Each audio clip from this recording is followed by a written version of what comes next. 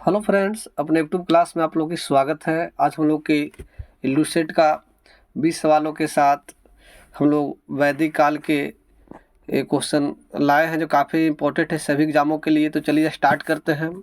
एक क्वेश्चन काफ़ी इम्पोर्टेंट है तो आप लोग भी जवाब देते जाइएगा मेरे साथ। तो चलिए स्टार्ट करते हैं। पूर्व वैदिक या ऋग वैदिक संस्कृति का काल किसे माना जाता है? ऑप्शन ए है 1500 से 1000 ईसा पूर्व तक, बी है 1000 ईसा पूर्व से 600 ईसा पूर्व, सी है 600 से 600 एडी तक, और डी क्या है? इनमें से कोई नहीं। तो पूर्व वैदिक या ऋग वैदिक संस्कृति का कालखंड है जो 1500 ईसा पूर्व से 1000 ईसा पूर्व हमारा क्या होगी? सही होगा। तो चलिए हमारा ऑप्शन ए क्या है? सही है। दूसरा हमारा क्वेश्चन क्या है? उत्तर वैदिक संस्कृति का काल किसे माना जाता है? ऑप्शन ए है 1500 ईसा पूर्व से 1000 ईसा पूर्व तक, ऑप्शन बी है 1000 ईसा पूर्व से 600 ईसा पूर्व तक, हमारा ऑप्शन सी है 600 ईसा पूर्व से 600 एडी तक, और हमारा डी क्या है? इनमें से कोई नहीं। तो हमारा सही जो आंसर होगा उत्तर वैदिक संस्कृति का जो कालखंड है जो 1000 ईसा पूर्व से 600 ईसा पूर्व हमारा क्या होगी? सही होगा।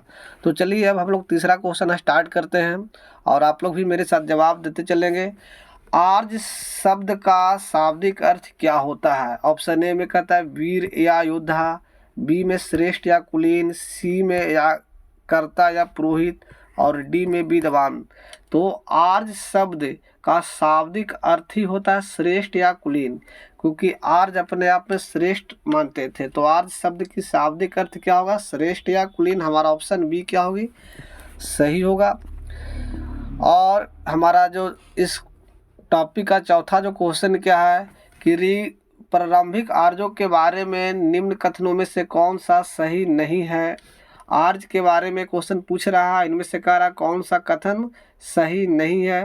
कहता है कि क्या वे संस्कृत बोलने वाले थे? तो ऑप्शन ए बी में कहता है कि वे घोड़सवारी क्या करते थे, ऑप्शन सी में वे कई झुंडों में भारत पहुँचे, और डी वे नगर में निवास करते थे। तो इसका जो सही आंसर होगा कहता है कि आर्य लोग थे, संस्कृत बोलते थे, हमारा क्या है? सही है। वे घोड़सवारी करते थे, सही है। वे कई झुंडों में भारत पहुंचे थे, ये भी सही है। लेकिन वे नगरों में निवास नहीं करते थे, क्योंकि आपको पता है कि ऋग्वैदिक काल है जो एक ग्रामीण सभ्यता है, जबकि जस्ट इसके पहले पढ़ाए थे सिंधु घाटी सभ्यता जो एक नगरीय सभ्यता है। तो इससे भी आप ध्यान में रख सकते हैं, इसलिए हमारा ऑप्शन डी क्या होगी? सही होगा। चलिए स्टार्ट करते हैं कि इनमें से किस फसल का ज्ञान ऋग्वैदिक काल के लोगों को नहीं था? ऑप्शन ए में जौ, बी में गेहूँ, सी में चावल, डी में तंबाकू। तो देखिए इसका जो सही आंसर होगा जो तंबाकू का ज्ञान नहीं था, क्योंकि जौ और गेहूँ तो हम लोग हड़प्पा में भी पढ़े थे, लेकिन चावल को ऋग्वैदिक काल या वैदिक काल में व्रीहि शब्द से बोले हैं। किससे? व्रीहि शब्द, इसके लिए व्रीहि शब्द का प्रयोग किया गया है।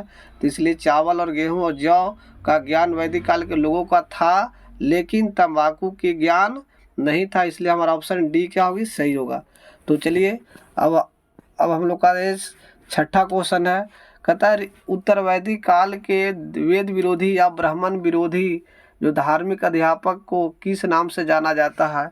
ऑप्शन ए में कहता है यजमान, बी में शर्मन, सी में अथवर्ण, और हमारा डी में कहता है श्रेष्ठिन। तो जो लोग वेद विरोधी थे या ब्राह्मण विरोधी थे उसे वैदिक काल में श्रमण के नाम से जानते थे। किस नाम से? श्रमण के नाम से जाना जाता था, जो काफ़ी इम्पोर्टेंट है सभी एग्ज़ामों के लिए। और आप लोग हमारे चैनल से जुड़ के अपनी तैयारी को आजमा सकते हैं और हमारे चैनल को सब्सक्राइब भी करने का प्रयास कीजिएगा। क्वेश्चन क्या है? सातवां, वैदिक गणित का महत्वपूर्ण अंग क्या है? ए में है शतपथ ब्राह्मण, बी में है अथर्ववेद, सी में है शुल्ब सूत्र, और हमारा डी में है छंदोग उपनिषद। तो जो वैदिक गणित कहा गया है या ज्यामितीय जो विषय जो बोला गया है, जो शुल्ब सूत्र को कहा गया है, जो वैदिक गणित का महत्वपूर्ण अंग है, इसलिए हमारा ऑप्शन सी क्या होगा? सही होगा। डी की बात करते हैं, आठवां क्वेश्चन की बात करते हैं। किस वेद में प्राचीन वैदिक युग की संस्कृति के बारे में सूचना दिया गया है? ऑप्शन ए है ऋग्वेद में, बी है यजुर्वेद, सी है अथर्ववेद, डी है सामवेद। तो यहाँ पे कह सकते हैं कि जो प्राचीन वेद की जो जानकारी मिलती है उसके बारे में कौन बताता है, ऋग्वैदिक काल। और ऋग्वैदिक काल सबसे प्राचीनतम वेद है, यानी सबसे पुराना वेद किसे बोला जाता है, ऋग्वैदिक काल को कहा जाता है। इसलिए हमारा ऑप्शन ए क्या होगा, यहाँ पे सही होगा। चलिए स्टार्ट करते हैं। हमारा क्वेश्चन 9वां है, निम्नलिखित में से उत्तर वैदिक काल में लिखे गए ग्रंथों का सही क्रम कौन सा है। तो उत्तर वैदिक काल में लिखा गया जो ग्रंथ है इनमें से कौन सा सही होगा, ऑप्शन ए, बी में आपका दिया हुआ है सी है और क्या है, डी है। तो हमारा जो सही आंसर होगा वेद, ब्राह्मण, आरण्यक और उपनिषद जो क्या था, ऋग्वैदिक काल के बाद में लिखा गया है, इसलिए इसे उत्तर वैदिक काल में लिखा गया ग्रंथों का सही क्रम हमारा ऑप्शन क्या होगा, ए सही होगा। चलिए 10वां क्वेश्चन स्टार्ट करते हैं। चलिए आप लोग सब मिलकर बताइएगा, क्योंकि क्वेश्चन कई बार सभी एग्जाम में पूछा हुआ क्वेश्चन है।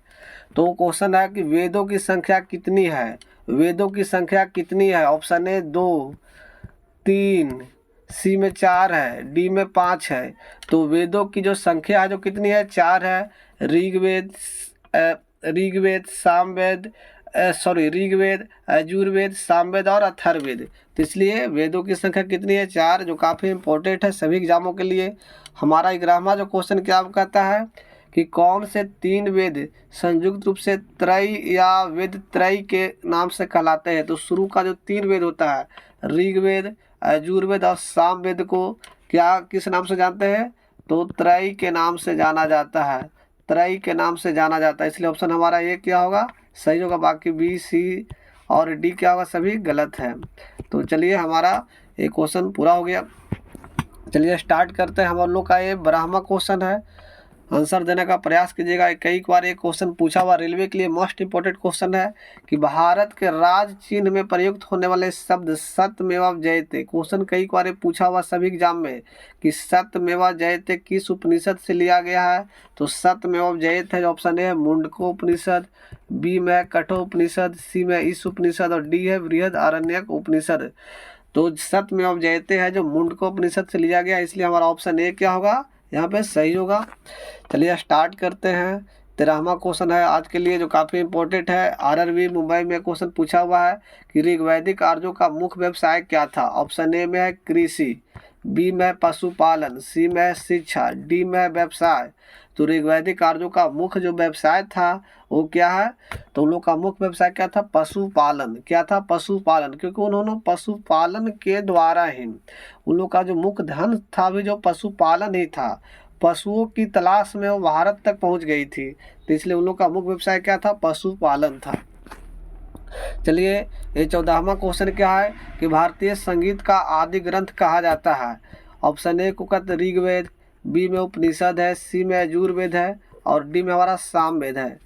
तो ऋग्वेद में तो मंत्रों का उच्चारण किया गया है। उपनिषद जो कहता है कि गुरु और शिष्य एक दूसरे के समीप जंगलों में बैठ के अध्ययन करता है। यजुर्वेद में यज्ञ का कल्पना किया गया है।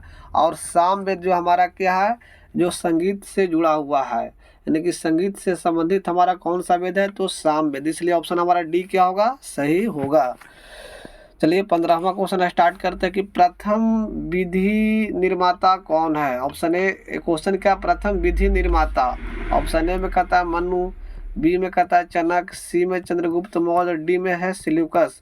तो प्रथम विधि मनु को कहा जाता है। क्वेश्चन कई बार पूछा गया मनु स्मृति या मनु, ये विधि निर्माता है, या तो इसे मतलब कि प्राचीन संविधान कहा जाता है, लघु संविधान भी कहते हैं इसको, प्राचीन इतिहास का।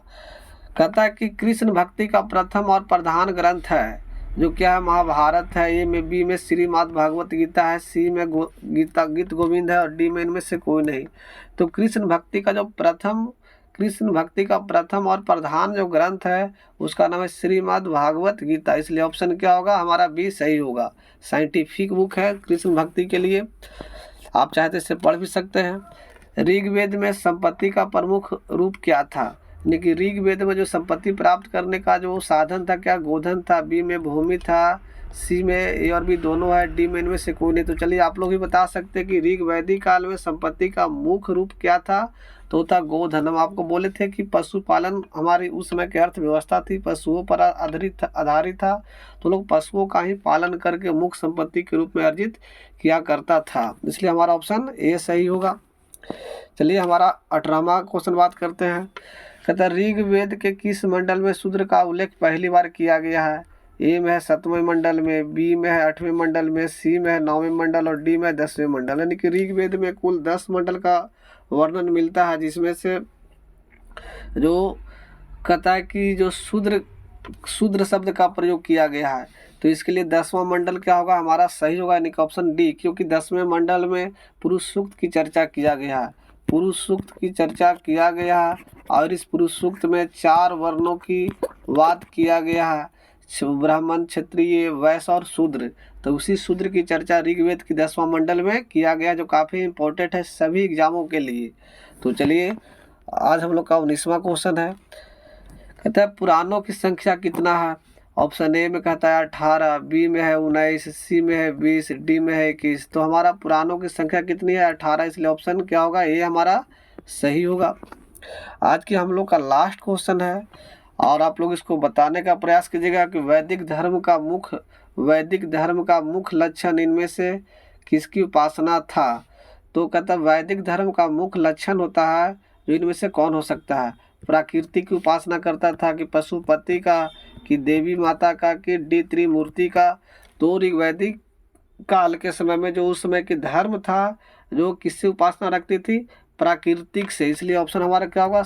ए, क्योंकि वो लोग प्राकृतिक से जुड़े हुए थे, प्राकृतिक से डरते भी थे और प्रकृति को भगवान मानते थे, ईश्वर मानते थे। इसलिए हमारा ऑप्शन क्या होगा? ए सही होगा। तो चलिए आज का हम लोग का ये 20 क्वेश्चन हम लोग पूरा कर चुके हैं। अब हम लोग इसी का सेकेंड पार्ट लाएंगे, जिसमें से उसमें भी 20 क्वेश्चन रहेगा। इसके बाद फिर थर्ड पार्ट लाएंगे, उसमें भी 20 क्वेश्चन रहेगा। तो आप यदि हमारे चैनल पर नए जुड़े हैं तो सब्सक्राइब कर लें और नेक्स्ट वीडियो के लिए आप लोग का ये सीरीज लाते रहेंगे। तो चलिए, जय हिंद।